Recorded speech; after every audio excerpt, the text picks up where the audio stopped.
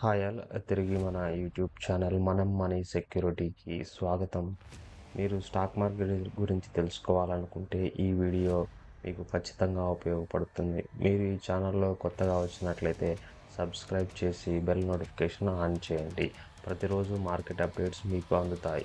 ఈరోజు జూన్ 27, 2025 నాటి stock market updates గురించి మనం మాట్లాడుకోబోతున్నాం. So let's start. ఈరోజు భారతీయ స్టాక్ మార్కెట్ గురించి మాట్లాడితే సెన్సెక్స్ మరియు నిఫ్టీ రెండు గ్రీన్ జోన్లో ఓపెన్ అయ్యాయి. సెన్సెక్స్ చూసినట్లయితే ఈరోజు మనకి బిఎస్సి సెన్సెక్స్ అనేటువంటిది 83,774 వద్ద ఓపెన్ అయింది. ప్రీవియస్ క్లోజ్ చూసినట్లయితే 83,755, అంటే ఒక 20 పాయింట్స్ అప్లో ఓపెన్ కావడం జరిగింది. ఒకానొక స్టేజ్లో 84,089 పాయింట్స్ వరకు హైలో వెళ్ళింది. కానొక స్టేజ్లో 83,645 వరకు లోలో రావడం జరిగింది. ఓవరాల్గా ఈరోజు మనం చూసుకున్నట్లయితే 300 పాయింట్స్ అప్ అయి 84,058 దగ్గర క్లోజ్ కావడం అయితే జరిగింది. ఇక మనం బిఎస్సి సెన్సెక్స్లో ఉన్న 30 స్క్రిప్ట్స్లో ఓవరాల్గా 12 స్క్రిప్ట్స్ అయితే రెడ్లో ముగియడం జరిగింది. మిగతా 18 స్క్రిప్ట్స్ అన్నీ కూడా గ్రీన్లో ముగియడం జరిగింది.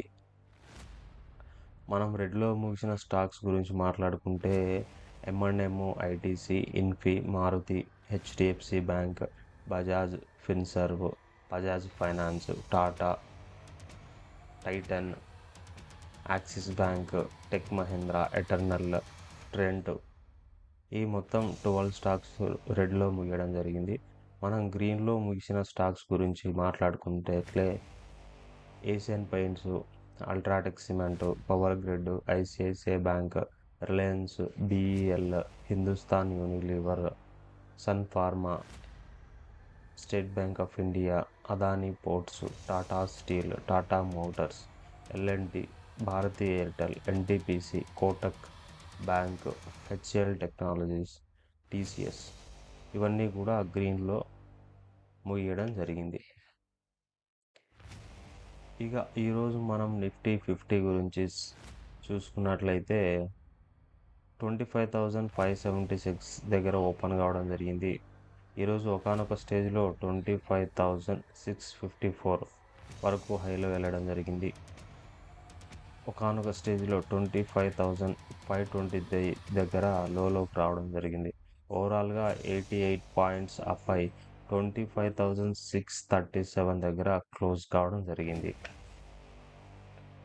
ఈరోజు మనం నిఫ్టీ 50లో 50 స్టాక్స్లో ఏ కంపెనీ పర్ఫార్మెన్స్ చేసిందంటే దాదాపుగా మనకి 20 స్టాక్స్ అనేటువంటివి రెడ్లో ముగియడం జరిగింది. మిగతా 30 స్టాక్స్ అనేటువంటివి గ్రీన్లో ముగియడం జరిగింది. ఇక్కడ మీకు స్క్రీన్ పైన చూడొచ్చు ఏ స్టాక్స్ గ్రీన్లో ముగిశాయి, ఏ స్టాక్స్ రెడ్లో ముగిశాయి అనేటువంటివి. ఈరోజు మనం ఎన్ఎస్సి నిఫ్టీ 50లో టాప్ గెయినర్స్ చూసుకున్నట్లయితే Jio Finance, Asian Paints, Apollo Hospitals, IndusInd Bank, UltraTech Cement అయితే ఉన్నాయి. ఈరోజు మనం ఎన్ఎస్సి నిఫ్టీ 50లో లూజర్స్ చూసుకున్నట్లయితే Tata Consumers Limited, doctor Reddy's, Wipro, SBI Life, Axis Bank, ఈ స్టాక్స్ అయితే లూజర్స్గా ఉన్నాయి. Most active volume stocks in NSC Nifty 50 చూసినట్లయితే ICICI Bank, HDFC Bank, Kotak Mahindra Bank, Bajaj Finserv, Jio finance.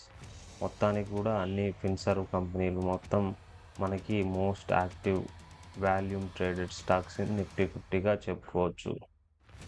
Next మనం most active volume traded stocks in NSC Nifty 50 చూసినట్లయితే Eternal, Jio finance, NTPC, BEL, Tata స్టీల్స్గా ఉన్నాయి.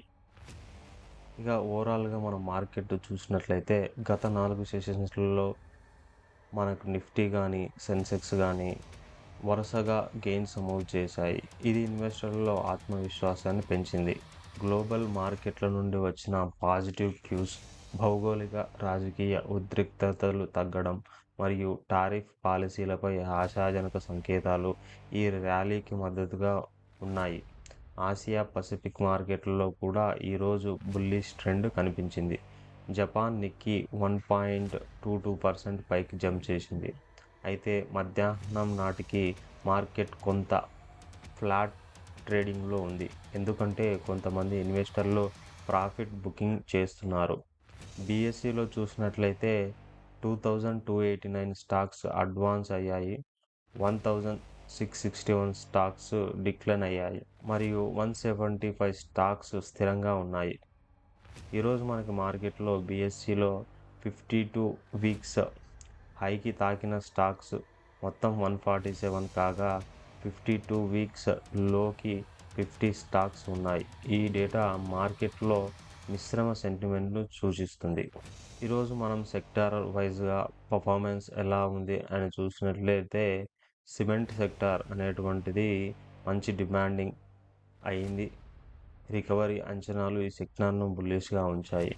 ఇక ఎనర్జీ సెక్టార్ గురించి మాట్లాడుకున్నట్లయితే రెన్యూవబుల్ ఎనర్జీ మరియు power జనరేషన్పై ప్రభుత్వం focus చేయడం వల్ల ఈ sector long term growth potential కలిగి ఉంటుంది. టెలికాం గురించి మనం విన్నట్లయితే 5G రోల్అవుట్ మరియు టారిఫ్ హైక్స్ ఈ సెక్టార్ను ఆకర్షణీయంగా చేస్తున్నాయి. ఈరోజు మనం మెటల్స్ గురించి మాట్లాడుకున్నట్లయితే మెటల్స్లో మంచి ట్రాక్షన్ చూపించాయి. గ్లోబల్ కమాడిటీ ప్రైజెస్ స్టెబిలైజేషన్ అవ్వడం వల్ల మెటల్ స్టాక్స్ కొద్దిగా బుల్లిష్గా కనిపించాయి. ఈరోజు మనం ఐపీఓస్ గురించి మాట్లాడుకున్నట్లయితే మార్కెట్ అనేటువంటిది కొన్ని రోజులుగా ఐపీఓస్తో చాలా బిజీగా నిండిపోయింది. ముఖ్యంగా మనం మాట్లాడుకోవాల్సింది హెచ్డిబి ఫైనాన్షియల్ సర్వీసెస్ ఐపీఓ. ఈ ఐపీఓ ఈరోజు 3వ రోజు సబ్స్క్రిప్షన్స్తో ఉంది. ఈరోజు ఇది సబ్స్క్రిప్షన్ అయితే బలంగా కనిపించింది. గ్రే మార్కెట్ ప్రీమియం కూడా బలంగా ఉందనేటువంటిది ఆకర్షణీయ వర్గాల సమాచారం. రిటైల్ ఇన్వెస్టర్లు ఈ ఐపీఓలో బిడ్ చేయడానికి ఆసక్తి చూపిస్తున్నారనేటువంటిది చెప్పుకోవచ్చు. Next Kalpataru IPO. ఈ ఐపీఓ అలాట్మెంట్ స్టేటస్ ఈరోజు చెక్ చేయొచ్చు. గ్రే మార్కెట్ ట్రెండ్స్ పాజిటివ్గా ఉన్నాయి కాబట్టి ఈ ఐపీఓలో ఇన్వెస్ట్ చేసిన వారు స్టేటస్ చెక్ చేయండి. Fine labs. ఈ కంపెనీ 2600 crores ఐపీఓ కోసం సెబీతో డిఆర్హెచ్పి ఫైల్ చేసింది. ఈ ఐపీఓ రాబోయే వార్తల్లో ఫోకస్లో ఉంటుంది కాబట్టి దీని గురించి ఒక ట్రాక్ అయితే చేయండి.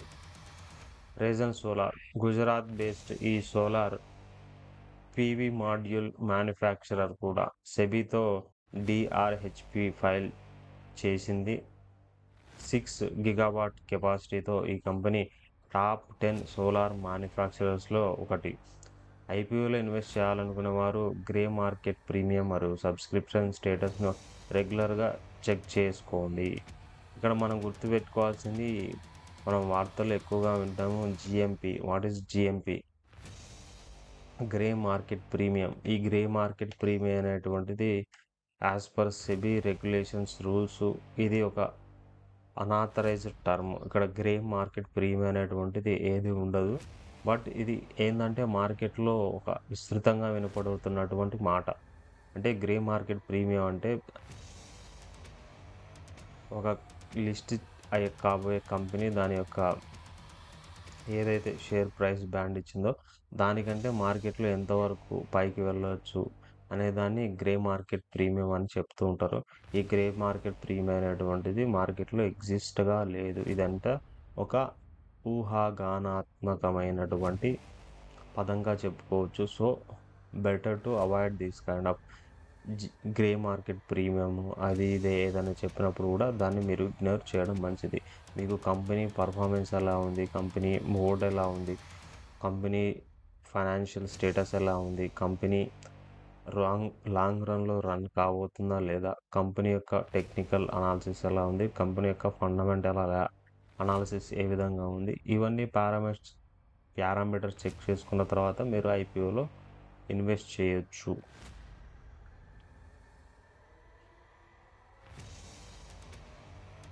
మీరు స్టాక్ మార్కెట్లో ఇన్వెస్ట్ చేయాలనుకున్నప్పుడు లాంగ్ టర్మ్ ఇన్వెస్టర్స్ అయితే మీరు ఎప్పటికి కూడా లాభాలు పొందే అవకాశం అవుతుంది. Short term investor intraday traders అయితే మీకు నష్టాలు వచ్చే అవకాశం ఎక్కువగా ఉంది. అదేవిధంగా మీరు F&Oలో ట్రేడ్ చేసినట్లయితే మీరు నష్టపోయే అవకాశం 90%గా ఉంటుంది.